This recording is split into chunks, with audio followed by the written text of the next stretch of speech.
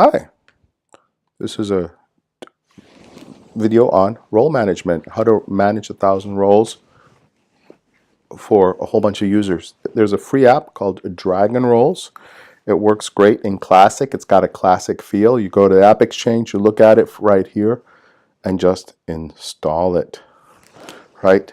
It's a great app. Let me show it to you here in the org. So it's roles and all related things to roles, and here's the overview. You go to your org, you're in Classic. It renders nicer in Classic. I know. I love Lightning too. You go down to a thing called roles. It's not Dragon roles, it's just roles. I'll have a special tab here. Here it is. Then there's a whole startup thing, blah, blah, blah. But what you do is you click on it right here, and then there's a couple things like show all users. So it's super easy to see where the users are, rearrange the users, etc. That's how you can manage 100 users or 1,000 users, or just see if it makes any sense. If you're going to reorganize like a territory or division, you can use Dragon Roles. It's free.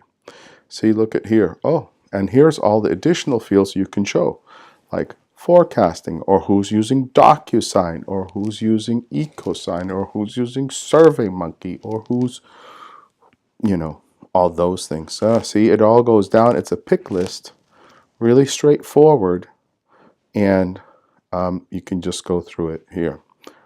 Okay, when was the last login?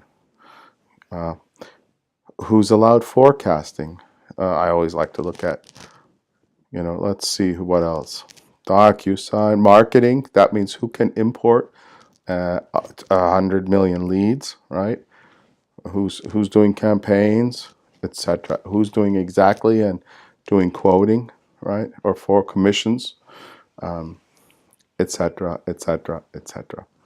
And this then shows next to the users that are in a role. A role next to the users, and it just works. And there you go. See, that's a display. Next. Now, and enjoy, experiment, use it. Thank you so much.